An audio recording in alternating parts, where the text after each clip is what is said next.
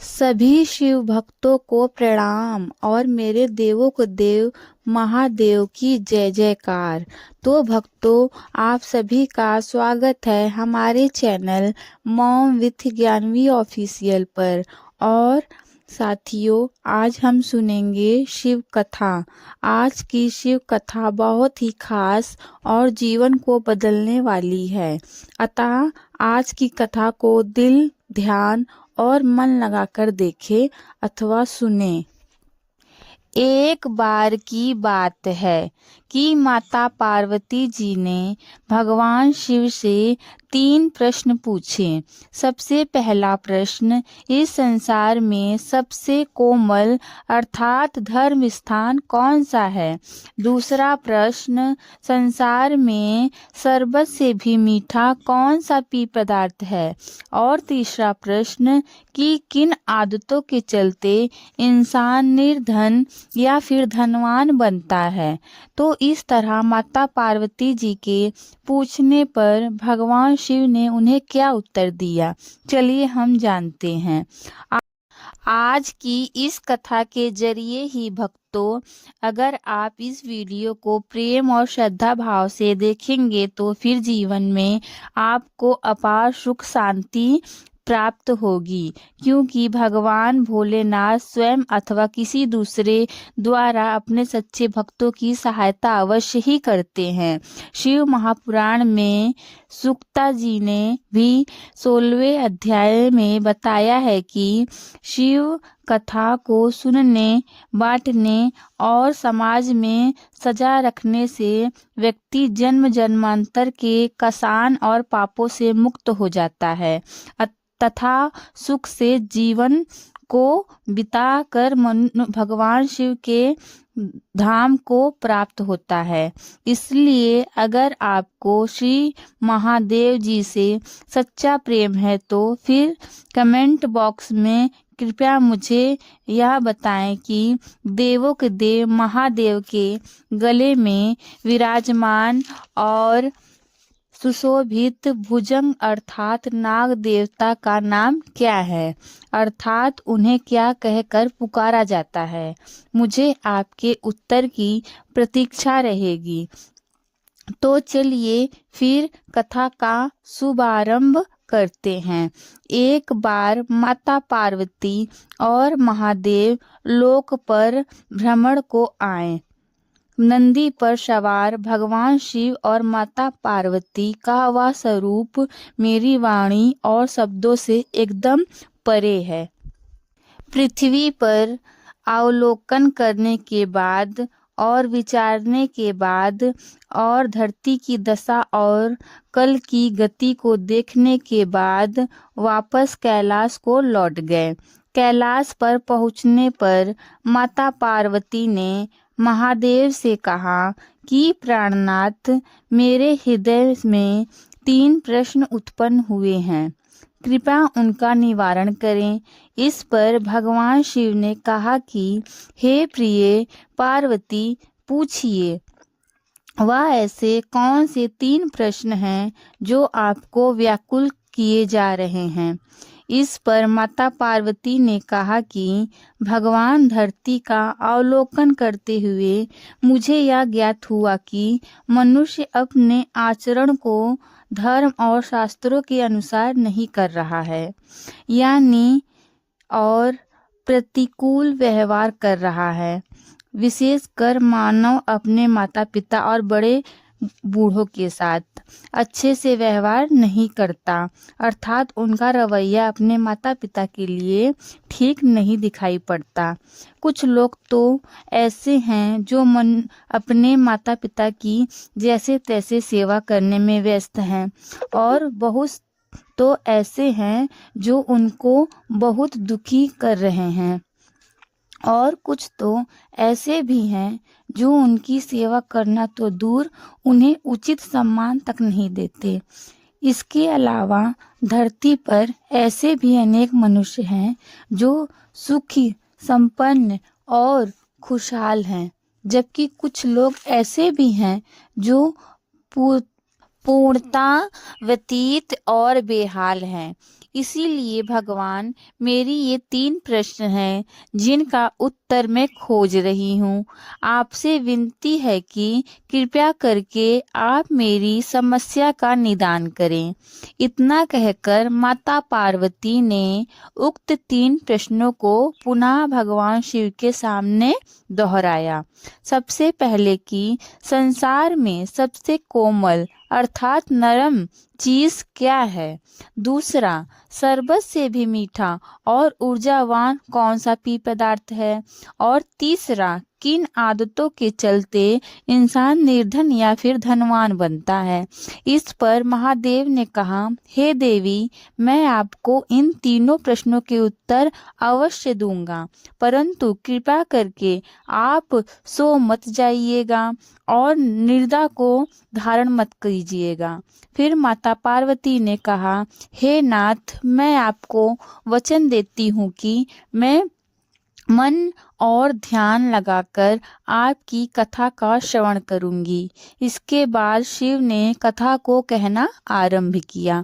अतः आगे बढ़ने से पहले मैं सभी भक्तजनों से भी यही विनती करूंगी कि अगर आपको मेरी वाणी और कथा में विश्वास हो अथवा आपको इच्छा ना हो तो कृपया आप इस कथा को मत सुनो।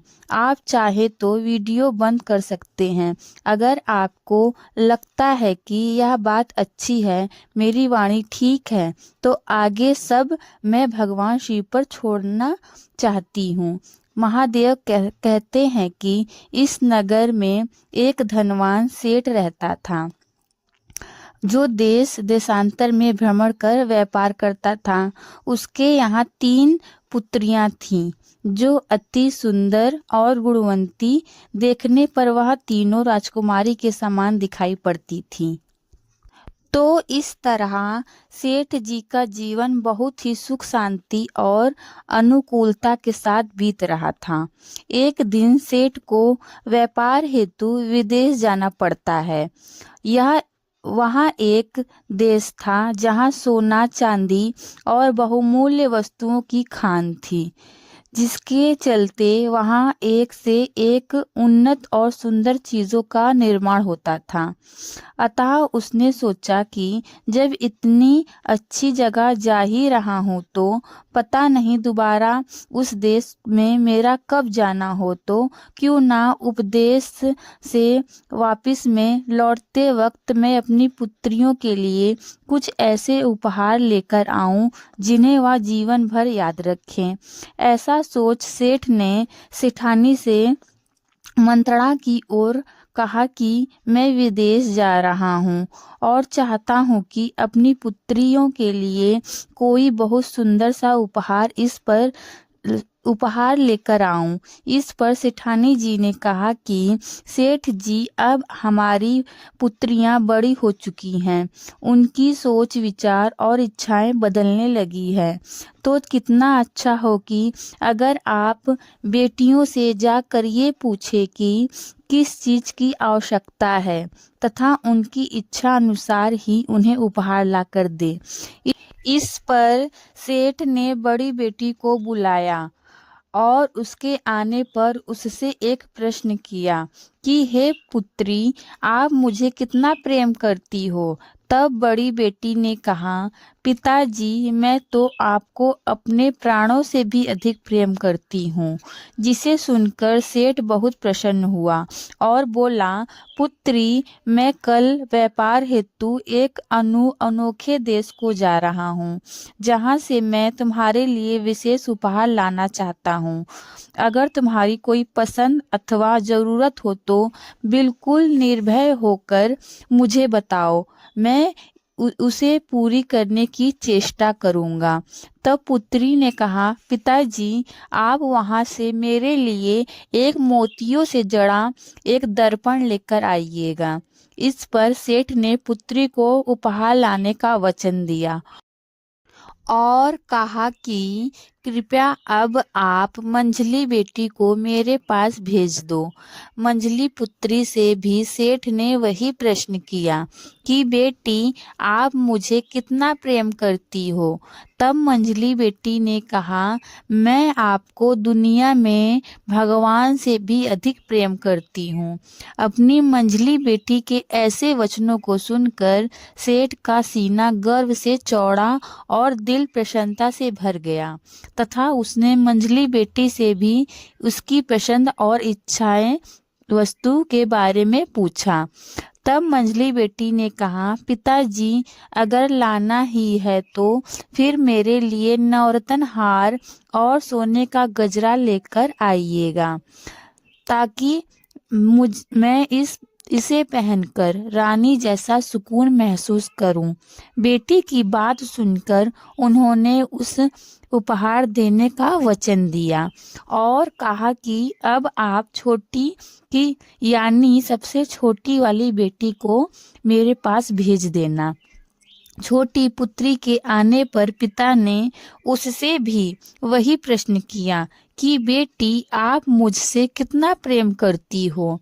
इस पर छोटी पुत्री ने कहा, पिताजी, मैं आपसे उतना प्रेम करती हूँ जितना कि भोजन में नमक होता है, अर्थात कि चुटकी भर। अपनी पुत्री के ऐसे वचन सुनकर और अपने से की नमक से तुलना को देखकर सेठ का मन बहुत दुखी हुआ और वह क्रोधित हो उठा और अपनी बेटी पर चिल्लाते हुए बोला कि मैंने तो तुम्हें विदेश से कोई उपहार लाकर देना था, परंतु तुमने अपनी वाणी से सब कुछ गुड़ गोबर कर दिया। तुम्हें अपनी बड़ी और मंझली बहन से बहुत कुछ सीखने की आवश्यकता है, क्योंकि बड़की ने जहाँ मुझे अपने प्राणों से अधिक कहा तो मंझली ने मेरी तुलना भगवान से भी अधिक कर दी कि मैं, पिताजी, आपको भगवान से भी ज्यादा प्रेम करती हूँ। इसीलिए तुम मेरी नजरों से दूर हो जाओ और तुम जा सकती हो। जाकर अपनी दोनों बड़ी बहनों से कुछ सीखो और किसी लायक बनो, ताकि तुम्हारा विवाह होने पर हमारी नाक और इज्जत हमेशा बची रहे। छोटी बेटी ने पिता के आगे सिर झुकाया और बोली, पिताजी, मुझे कुछ नहीं चाहिए। मैं तो बस इतना ही चाहती हूँ कि आपकी यात्रा सुखद हो और आप ढेरों धन कमाकर सकुशल गांव वापस घर को आ जाएं। क्रोध और अज्ञानता से भरे सेठ ने कुछ भी नहीं सोचा और विदेश चला गया। वापस आने पर उसने बड़ी लड़की को हीरे मोती से जड़ा दर्पण तो मंझली लड़की के लिए महंगा नवरत्न हार और सोना का गजरा उपहार स्वरूप दिया। उपहार काफी महंगे और अनमोल थे और उनकी सुंदरता और भव्यता देखते ही दोनों बहनें अपना अपना उपहार पाकर बहुत खुश थीं। उनका दिल और दिमाग सातवें आसमान पर था। तो वहीं छोटी पुत्री अपनी दोनों ही बहनों को खुश और प्रसन्न देखकर उनसे भी ज्यादा खुश थी तथा छोटी बेटी को पिता के कटु व्यवहार और उपहार ना दिए जाने का कोई भी गम ना था। वह हमेशा की तरह घर के कार्य और भगवान महादेव की भक्ति में मग्न थी। छोटी बेटी को इस तरह शांत, प्रसन्न और भक्ति में मग्न देख सेठ ने उसे छेड़ने हेतु एक कटाक्ष किया कि देखा, मुझे नमक बराबर प्रेम करने का नतीजा यही वजह है कि मैंने तुम्हें कुछ भी नहीं दिया और तुम्हारे इस व्यवहार के चलते निकट भविष्य में भी तुम्हें कुछ नहीं देने वाला। तब छोटी पुत्री ने विनम्र भाव से कहा, पिताजी, जैसा आपको उचित लगे आप वही कार्य करिए। मेरे लिए तो आपका सकुशल वापस लौट आना व बड़ी बहनों का उपहार देना ही पर्याप्त है। तो इस तरह समय गया और तीनों बेटियां बड़ी होने लगीं। एक दिन एक सुंदर सजीला और लंबा चौड़ा नौजवान जो उस राज्य का राजपूत था राजकुमार वह नगर में भ्रमण हेतु आया। गर्मी की इस भरी दोपहरी में उसे बहुत तेज प्यास लगी तो वह सेठ के घर जा पहुंचा और उनसे सेठ से जल की मांग की। इस पर सेठ ने उसे जलपान और उचित सम्मान देते हुए उसका यथोचित सत्कार किया। उस वक्त सेठ की तीनों पुत्रियां वहीं आसपास ही थीं, जिनकी चंचलता, क्रियाकलापों और व्यवहार को वह राजपूत काफी देर से गौर करके देख रहा था। जाने से पहले उसने सेठ से कहा कि यह दयालु नगर मेरे पिताजी अर्थात राजा साहब मेरा विवाह हेतु सुयोग कन्या को ढूंढ रहे हैं, परंतु जितना मैं देख रहा हूँ मुझे आपकी सबसे छोटी पुत्री मन को भा गई है। उसकी सुंदरता और व्यवहार कुशलता से मैं बहुत प्रभावित हुआ हूँ। मैं चाहता हूँ कि आप अपनी छोटी पुत्री का विवाह मेरे साथ करके राजा साहब के समधी बने। राजपूत के ऐसे वचन सुन पहले तो उसे हिचकी छाया तो तुरंत उसने राजपूत से कहा कि यह राजकुमार आपका कथन और प्रस्ताव सराहनीय और अति उत्तम है, परंतु इस पिता की एक दुविधा है कि छोटी बेटी से पहले मेरी दो बड़ी कुंवारी बेटियां बैठी हैं। कितना अच्छा हो कि अगर आप मेरी बड़ी पुत्री से विवाह कर मेरी दुविधा को चमन करें। राजकुमार भी सेठ के इशारे और दुविधा को समझ चुका था। इस पर उसने कहा, इसके लिए तो मुझे पिताजी की यानी राजा साहब से बात करनी होगी। अगर उन्हें आपकी बड़ी पुत्री सुयोग लगेगी तो वह इसे रिश्ते के लिए हाँ कर सकते हैं और इस कार्य के लिए आपको अपनी बड़ी पुत्री को मेरे साथ महल में भेजना होगा। अगर बात बनेगी तो फिर मुझे कोई आपत्ति नहीं है और अगर नहीं तो मैं सकुशल आपकी पुत्री को स्वयं आकर वापस आपके पास छोड़ जाऊंगा। ऐसा मेरा वादा है।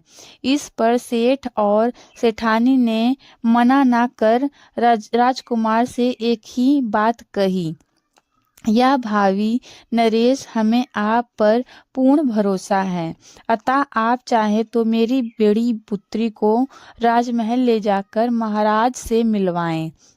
और यह उचित निर्णय ले कि राजकुमार सेठ ने बड़ी पुत्री संग वहां से विदा हुआ और सीधा महल में जा पहुंचा। वहां उसने बड़ी पुत्री को एक बहुत ही सकोमल, आरामदायक, मुलायम और नरम बिस्तर पर बिठाया।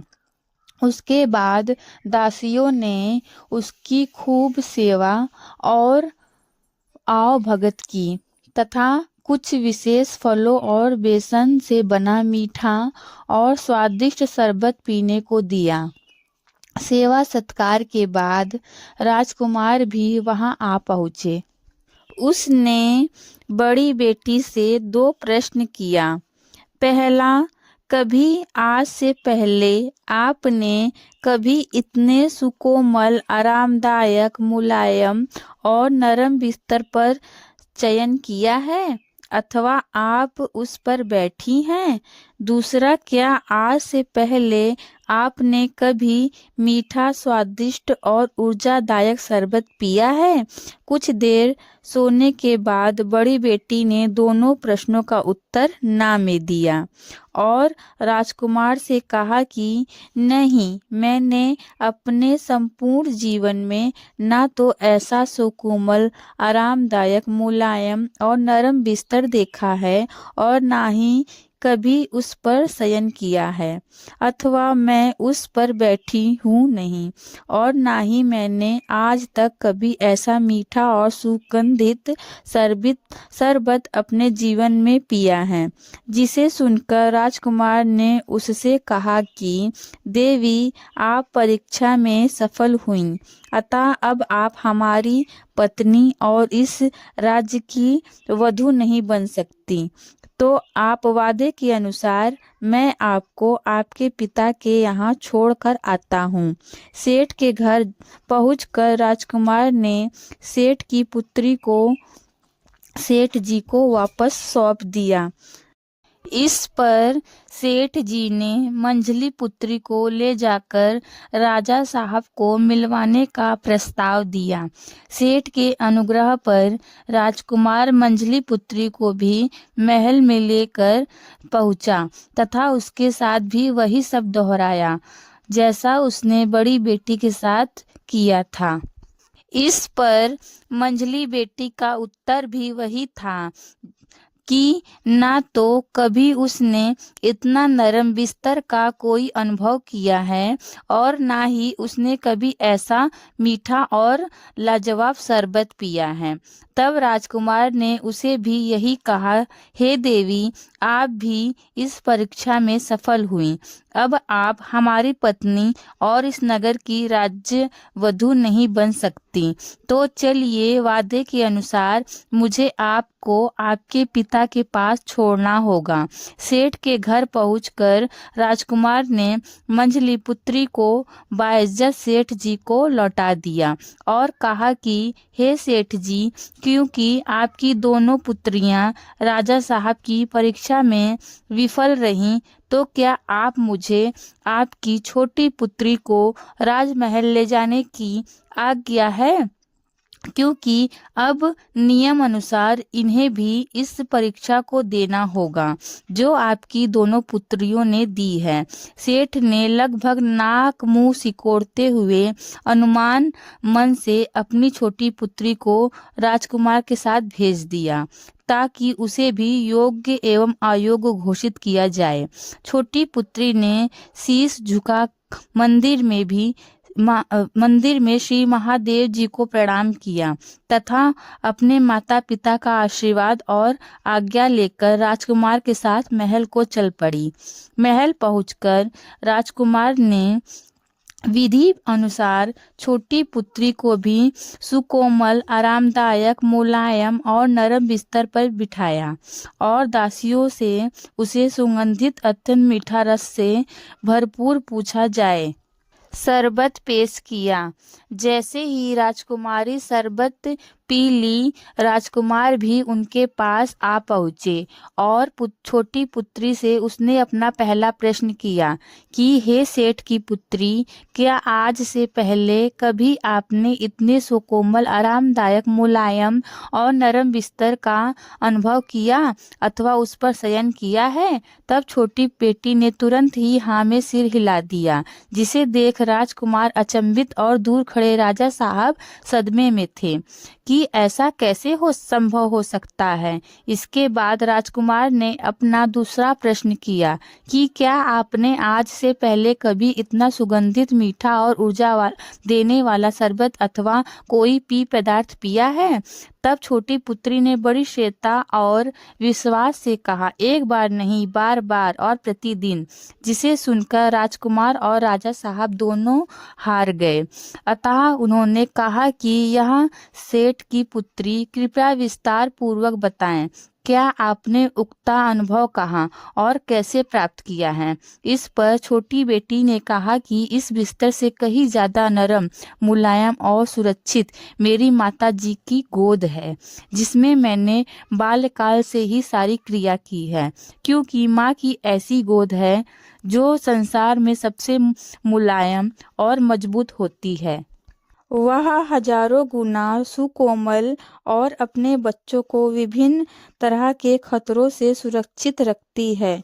छोटी बेटी का उत्तर सुनकर राजा साहब और राजकुमार के मुख पर प्रसन्नता के भाव थे तब राजकुमार ने कहा, इससे मीठा और ऊर्जा प्रदान शरबत आपने कहाँ पिया है? इस पर छोटी बेटी ने कहा, वह शरबत है मेरे शरीर में लहू बनकर दौड़ता मेरी माता जी का दूध, जिसे हमने बचपन में बहुत पिया है, क्योंकि माँ का दूध वह अमृत है जो नवजात शिशु के शरीर और बुद्धि को लाख गुना पोषित और परिकृत करता है। माँ के दूध की पौष्टिकता और मिठास पृथ्वी के किसी भी शरबत से अरबन करोड़ द्वारा अधिक महत्वपूर्ण और लाभकारी है। छोटी बेटी के सटीक और सही उत्तर को जानकर राजा साहब और राजकुमार दोनों आश्वस्त थे कि जैसी वधू अथवा जैसी लड़की वो ढूंढ रहे थे वह उन्हें सेठ की छोटी कन्या के रूप में मिल चुकी है। अतः राजकुमार ने सेठ और सेठानी से आज्ञा ले एक शुभ दिन देख नगर की छोटी पुत्री से विवाह किया। तो अब सच्चाई ये थी कि सेठ की छोटी बेटी उस राज्य की महारानी बन चुकी थी। कुछ दिन बाद छोटी बेटी और दामाद ने नगर सेठ को अपने महल में दावत पर बुलाया और छोटी बेटी ने अपने समस्त दासियों को लगाकर 56 भोग और विभिन्न व्यंजनों को तैयार किया। सेठ के आते ही आदर सत्कार कर उसे भोजन कक्ष में बिठाया गया। एक एक करके सभी भोजन सेठ जी को परोसे गए। जहां भवन के सभी लोग उंगलियां चाट चाट कर भोजन खाने में व्यस्त थे, तो वहीं सेठ का मुंह देखने लायक था। वह एक एक भोजन को चखता, बड़ा और अजीब सा मुंह बनाता और भोजन को झूठा छोड़कर अन्य पकवान की ओर बढ़ जाता। अर्थात सेठ के मुंह में एक भी निवाला जाते नहीं बन रहा था, अर्थात उससे एक भी निवाला खाया नहीं जा रहा था। धीरे धीरे सेठ के चेहरे पर क्रोध और तिरस्कार के भाव जागृत होने लगे।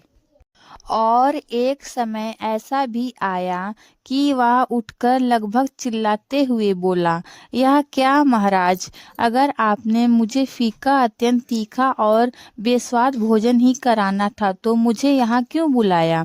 खाने के लिए तो आपने 56 भोग परोसे हैं, परंतु किसी एक भी भोजन में नमक नहीं है, किसी में चीनी है तो किसी में मसाला है, किसी में खटाई है तो किसी में गुड़ है। इस पर राजकुमार ने विनम्रता पूर्वक कहा, पिताजी, यह भोजन हमने नहीं बल्कि विशेष तौर पर आपकी छोटी पुत्री ने अपने हाथों से बनाए हैं और सिर्फ आपके लिए। क्या कहा? छुटकी ने बनाया है? ऐसा बोल सेठ छोटी बेटी की ओर पलटा।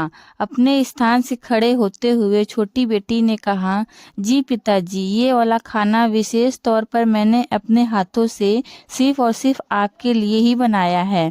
मैंने इसमें बहुत चुनिंदा मसाले, मेवे, काजू, बादाम आदि डाले हैं और प्रत्येक सब्जी, भाजी और पकवानों को मैंने विशुद्ध देसी घी और ताज़ा मक्खन से बनाया है। जिसे सुनकर सेठ बोला, वो सब तो ठीक है बेटी, परंतु मुझे यह बताओ, इनमें चुटकी भर नमक कौन डालेगा?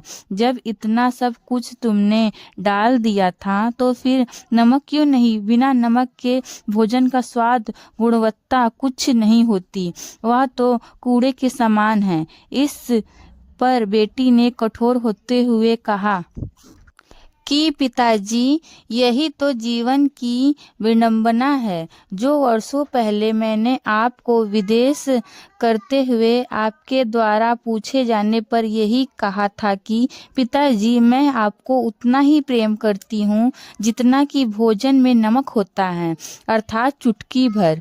मेरे उत्तर को सुन आपने मेरा तिरस्कार और वो अपमान किया था जिसको बताने के लिए मेरे पास शब्द भी नहीं है क्योंकि आप इतने विद्वान और परिपक्व होने के बाद भी ये समझ ही नहीं पाए कि मैं आपको क्या कहना चाहती हूँ। आप तो उस वक्त बस चाटुकारिता और झूठी प्रशंसा के मोह में फंसे थे तथा आपने मुझे अपनी प्रेम की छाया और आशीर्वाद से इतने समय से दूर रखा है।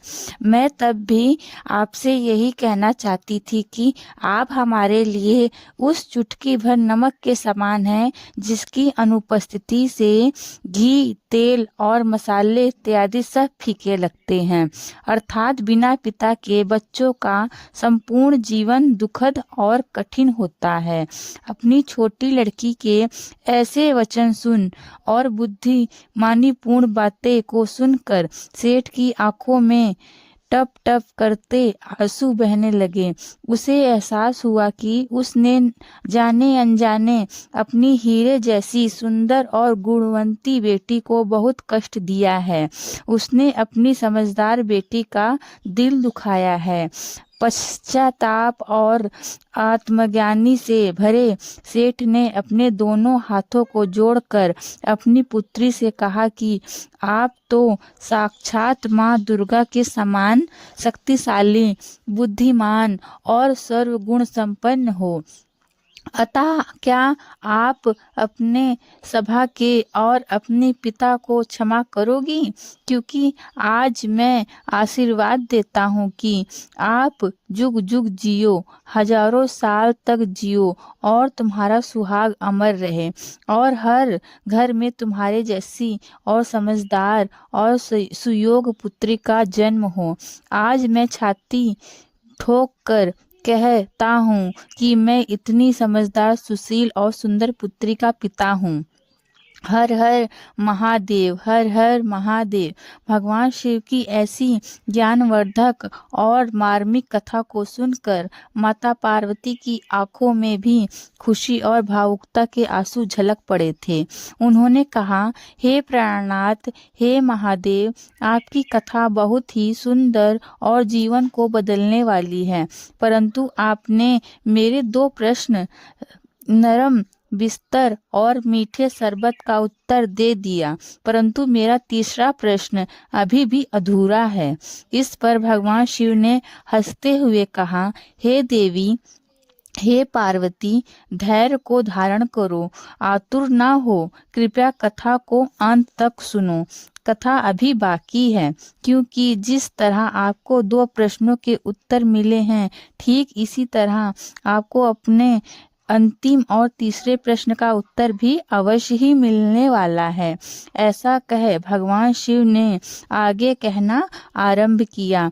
आगे भगवान शंकर शिव भोलेनाथ बताते हैं, यह पार्वती सेठ की पहली 2 पुत्रियों ने नित और मनसा रखी, जिसमें इसके अनुरूप उन्हें धन और उपहार तथा अन्य लाभ की प्राप्ति हुई। जैसे बड़ी बेटी को हीरे और रत्न से जड़ा हुआ दर्पण मिला, तो वहीं मंझली बेटी को नवरत्न हार और सोने का गजरा, क्योंकि उन दोनों का प्रेम दिखावे और अज्ञानता से परिपूर्ण था। यही कारण था कि वह अपनी माता की कोमल गोद और जीवन देने वाला दूध का कर्ज को भूल गई। उनकी नासिकता और महादेव में अरुचि के चलते वह शिक्षा पाकर भी जीवन भर अशिक्षित ही रही।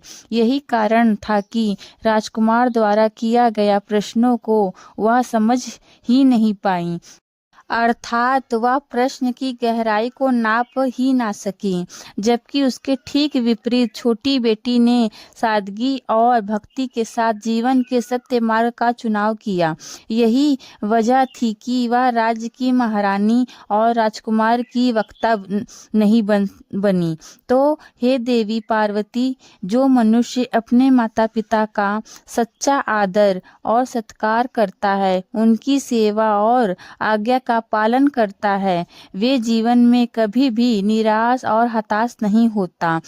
ऐसे बच्चों के समस्त कार्य देव कृपा से पूरे होते हैं। वे जो काम में हाथ डालते हैं वह चमक कर सोने में बदल जाता है, और जो व्यक्ति सदैव नकारात्मकता करता सोच और विचारों का अनुसरण करता है, दिन भर सोना अथवा आवारागर्दी में बिताता है तथा अपने कीमती समय को नष्ट करता है, नशा करता है और विभिन्न क्रिया करता है, बात बात पर झूठ बोलना, आयु में बड़े व्यक्ति अथवा विद्वानों से हमेशा बहस करता है, धर्म के विरुद्ध आचरण अथवा जीवन यापन करता है, समाज में माता और बहनों पर बुरी नजर रखता है, लोगों की संपत्ति और वस्तुओं को चुराता है, जुआ खेलना तथा हर उस कार्य को करता है जो निषेध है, तो हे प्रिय पार्वती, ऐसा व्यक्ति कभी भी जीवन में धनवान अथवा सुखी नहीं हो सकता। इसीलिए जीवन में सुख और शांति चाहिए हो तो फिर सेठ की छोटी पुत्री अथवा सत्य सनातन संस्कृति और धर्म अनुसार ही आचरण करें, क्योंकि ऐसा करने पर आपकी कामयाबी महादेव स्वयं आकर सुनिश्चित करते हैं। अर्थात देवों के देव महादेव परम पिता परमात्मा हर पल हमेशा आपके साथ खड़े रहते हैं। महादेव के ऐसे वचन सुन माता पार्वती ने शिव को नमन किया और बोली, हे भोलेनाथ, आपकी इस शिक्षापद कहानी से आज सारा संसार आनंदित हो गया होगा और मनुष्य श्रेष्ठ जीवन बिताकर वैकुंठ धाम को प्राप्त कर पाएगा। तो भक्तों, अगर आपको भी आज का यह वीडियो और भगवान शंकर की यह कथा आपको पसंद आई हो तो कृपया चैनल को सब्सक्राइब और कमेंट में ज़रूर लिखें ओम नमः शिवाय, ताकि आपको इस तरह की शिक्षा प्रदान कहानी और कथा हमारे चैनल द्वारा प्राप्त हो। तो भक्तों, अब हम मिलेंगे ऐसी और धार्मिक कथा कहानी के साथ। अब सबका बहुत बहुत धन्यवाद।